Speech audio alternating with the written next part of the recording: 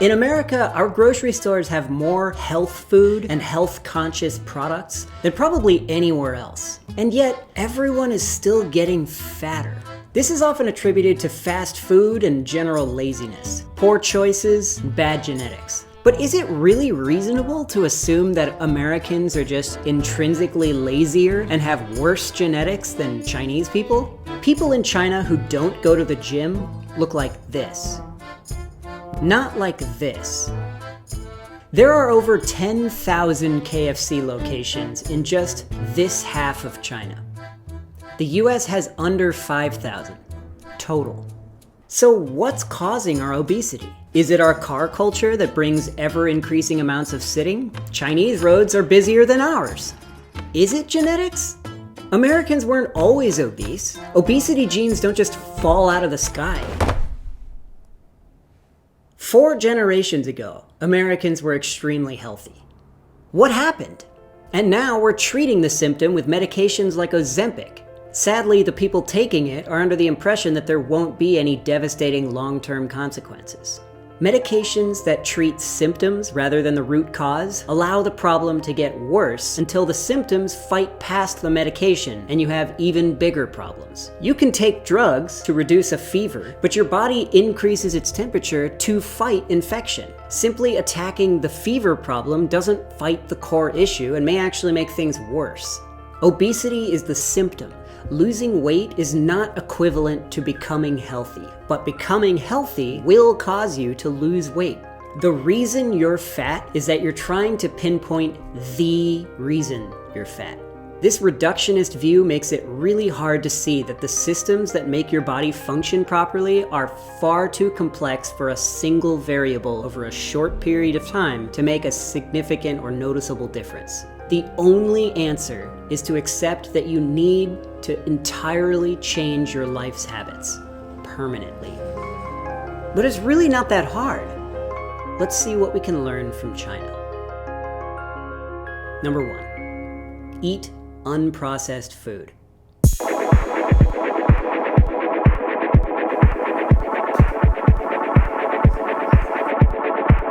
Thanks to a combination of capitalism and technology, the United States has developed a food system based on an unbelievably long shelf life. This has resulted in fresh fruits and vegetables being bred for longevity rather than flavor and nutrition. That's what happened to Red Delicious apples, which explains why it's red, but not delicious. After being picked, the fruit's stored in long-term storage and suspended animation in oxygen-free environments, then a long journey to its final destination.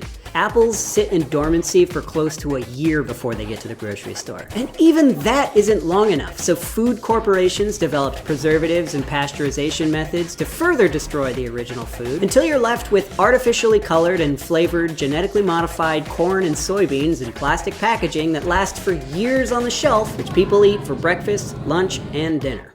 This is completely unheard of in China. While yes, artificial packaged foods still exist, they're rarely a substitute for real food.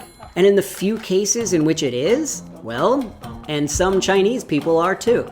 China is a place where parents protest when schools threaten to serve meat that was previously frozen. Truck stops in the middle of nowhere have home-style meals with fresh meat and vegetables instead of McDonald's. Even the lowest of the low-quality convenience store food is at least based on real foods, not just ultra-processed corn, soybeans, and sugar.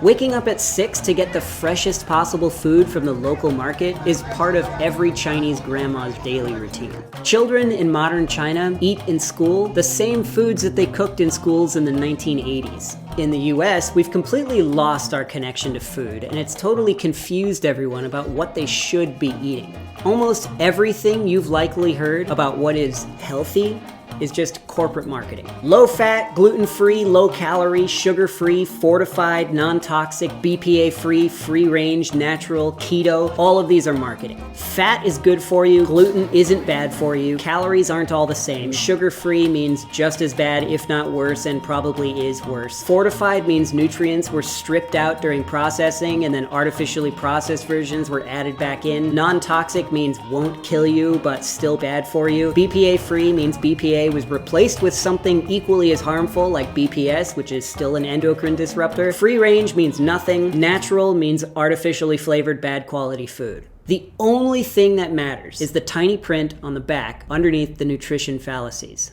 Ingredients.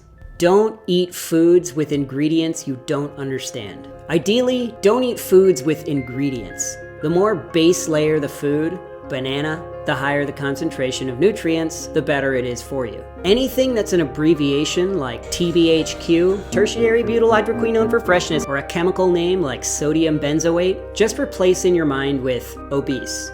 Don't be fooled by ambiguous ingredients like natural flavors. Natural flavors are basically anything that at one point came from a natural source, regardless of how much processing or what process is involved. If the food doesn't taste good without highly processed flavorings, probably isn't good for you anyway. The FDA uses the term generally recognized as safe to indicate we don't really know, but no one's died yet, so safe.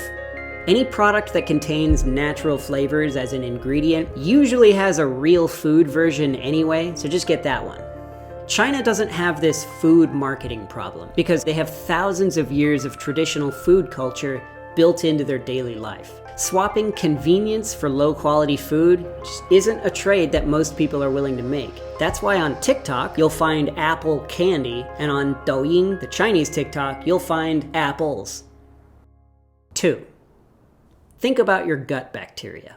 For a long time after humans discovered germs, they went on a rampage to kill all bacteria. And that's another reason you're fat. Bacteria breaks down your food into the compounds that energize our cells, and their health is directly linked to the health of your body as a whole. Diversity of beneficial bacteria in your gut are what prevent bad bacteria from taking hold and making you sick. Healthy bacteria comes from consistently eating actual nutrient-dense food. Preservatives are designed to prevent bacteria from consuming the food while it's on the shelf, but they don't disappear once we eat them. So the preservatives also prevent them from digesting the food when it's in our gut. Think about the classic McDonald's hamburger experiment, where it basically lasts forever. Pesticides kill pests, and also our gut bacteria. Buy organic food. Fermentation is one of the most common ways of preserving food and has been done for thousands of years, since long before refrigeration. The process works because salt inhibits the growth of harmful bacteria and mold, while large colonies of good bacteria can take hold and help pre-digest the food. Humans are extremely good at detecting the presence of good versus bad bacteria. It's the difference between the smell of umami and the smell of... The US's technological miracle of food storage and transportation has created a genocide of healthy bacteria. Some bacteria cultures that were always present in the guts of healthy children are completely disappearing. China's larger population and recent development means that food can't be stored in literal suspended animation warehouses to be brought to stores at exactly the right time. Even in big cities like Shenzhen, of 12 million people, most people still buy quality fresh fruits and vegetables and meat that are trucked in daily and sold by local vendors. People in China so expect their food to be fresh that even though bigger and more developed cities have banned local stores from killing and processing animals on the premises for sanitary reasons, people still sometimes do it under the table, all in the name of the best tasting, freshest quality food. Whatever you think about animal cruelty aside, unprocessed food is just better for you, and the fresher, the better. 3. Eat nutrient-dense foods.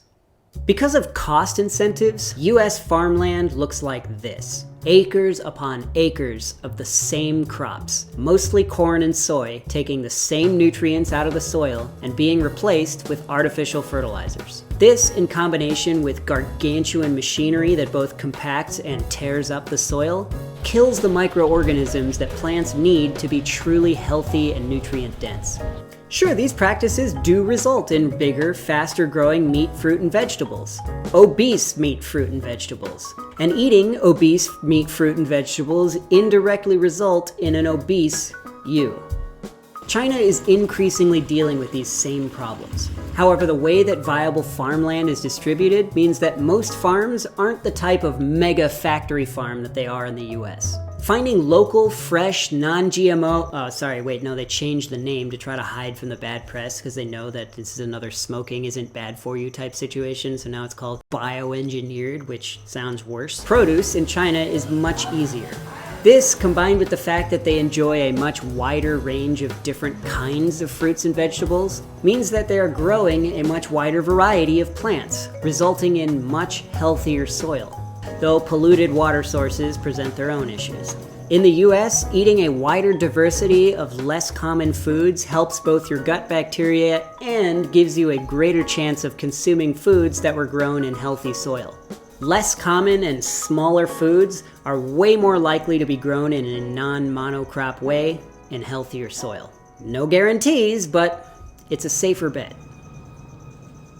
4. Calories in, calories out is not a thing. People love to count calories and think that it's going to help them lose weight. A cheeseburger is not intrinsically bad for you. Is it made from healthy cows on bread that's made from real ingredients? Great, eat it. Is it made from obese cows on bread that's made from a list of 25 ingredients? Don't eat it. If your metabolism was as simple as calories in, calories out, then eating something with 0 calories would have the same effect on your body as eating nothing. Calories are a unit of energy, not a measurement of how much impact and of what kind it will have on your body. You know how menus will tell you the number of calories in things in US restaurants? This isn't a thing in China. And people also aren't obese. 5. Eat less sugar. In the US, if you go to a McDonald's and order an iced coffee, it automatically comes hyper sweetened. This is the flavor that people are used to. And I had no idea that this was a thing until I lived in China for several years and drank a bunch of iced coffees from McDonald's, and then came back and got one from a US McDonald's and went, ew! You develop a tolerance to sweetness. In China, when you order a boba, they ask you how much sugar you want. We have several of the same chains here. They don't ask. A lot of the drinks are even pre-sweetened and can't be changed. Americans don't even notice how much sugar they eat.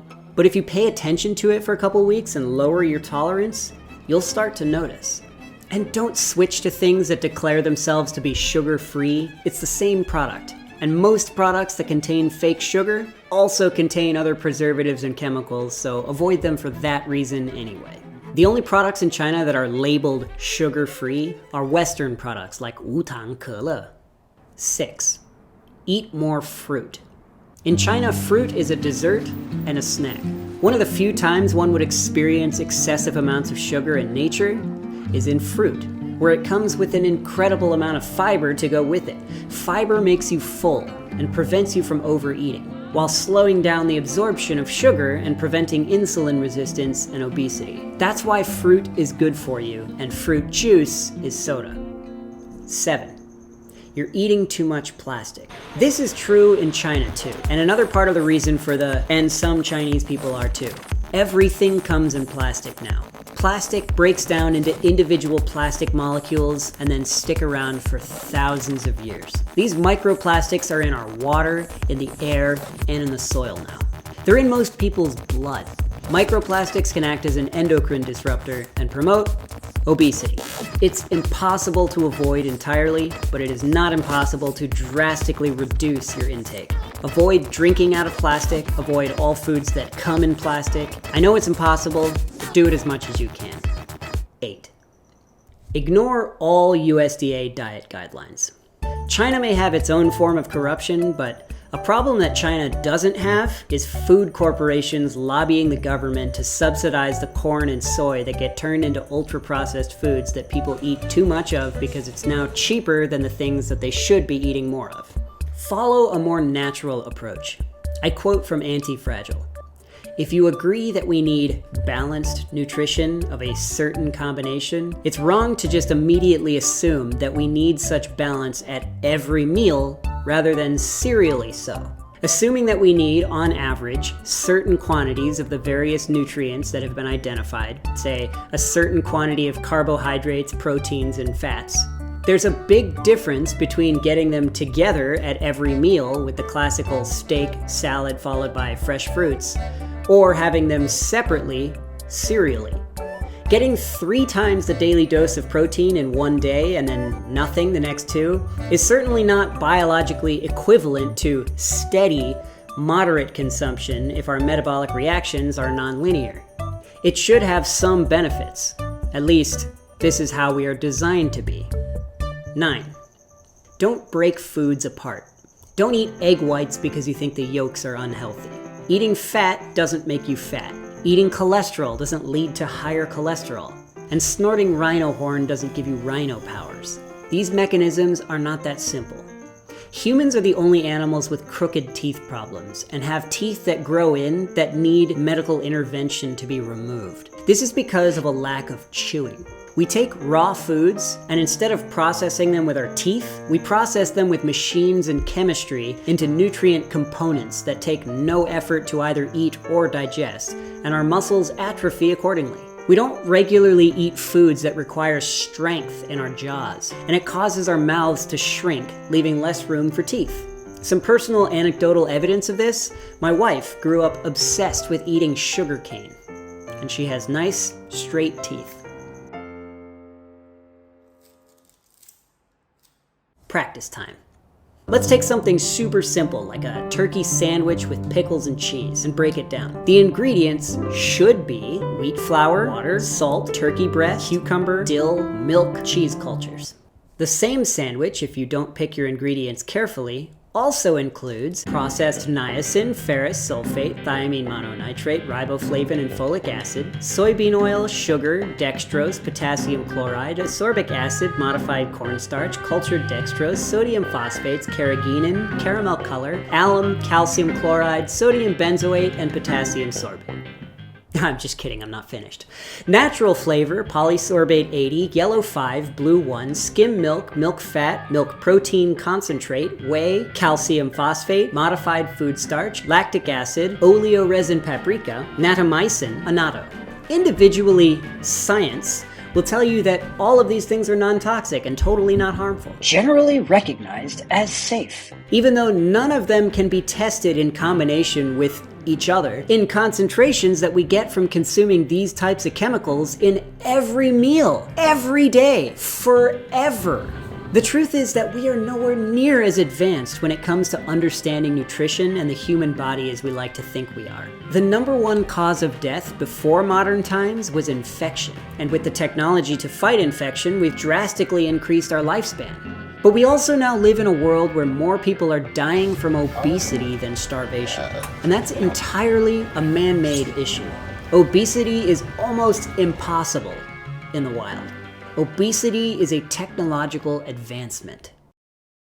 The most important lesson here is to make a real change. Stop thinking that it's not working. Once you decide to make a difference, you have to stick to it and don't focus on the results. Don't put yourself in the mindset of, I'm trying to lose weight. Instead, think of it as, I'm making a life pivot, getting rid of constant pain and depression, and increasing my lifespan. Don't weigh yourself. Don't even own a scale. Just keep the new lifestyle forever. To summarize, eat food that's food. Aim toward creating an environment inside your body in which good bacteria can thrive by consuming as few things as possible that will kill bacteria. Eat plants that were grown in quality soil, and eat animals that ate plants that were grown in quality soil. Systems are complex, and calories in, calories out is not a thing. When you eat food that's food, eat as much of it as you want. If you eat food that's not food, limit it as much as you possibly can. Ignore all food marketing, period. Just read the ingredients and understand where it physically came from. Avoid added sugar as much as you can, including fake sugar. Buy food that doesn't come in plastic. Buy the smallest version of all foods. Large foods are often genetically modified to be bigger, which has unknowable consequences, and is far less nutrient dense. Small food is often cheaper too, because people are obsessed with the big versions. Trash the food pyramid, and anything from the USDA in its current state. Once you've completely managed to change your lifestyle, Suddenly a trip to McDonald's or eating a donut is perfectly acceptable. When your daily diet is completely free of artificial obesity-causing substances, it can protect you when you're enjoying food that may not be good for you. Demonizing real foods like pasta or bread is completely insane. Humans have been eating those things for thousands of years, have been living to be over 100 when not dying from dysentery for thousands of years. The places where these eating habits have not taken hold are not obese. We have direct evidence in China. Most people there still eat real food at every meal and are not obese. But obesity is rising, and when you check out the diet of the obese Chinese people, it's strikingly similar to Americans. One final note. You can learn to enjoy any food by eating it a bunch of times. Anyone that says that you either like or dislike something like cilantro is definitively wrong. I hated cilantro. And yeah, I was one of those people that thought it tasted like soap. But I ate it with intent to like it a bunch of times. Now I love it. This works with all foods. Every taste can be acquired. Just try. In essence, eat like an average Chinese person, and you won't be obese. Is it genetics? Americans weren't always obese. Obesity genes don't just fall out of the sky. 4 generations ago, Americans were extremely healthy. What happened? Obesity genes don't just fall out of the sky. Fall out of the sky. Genes don't...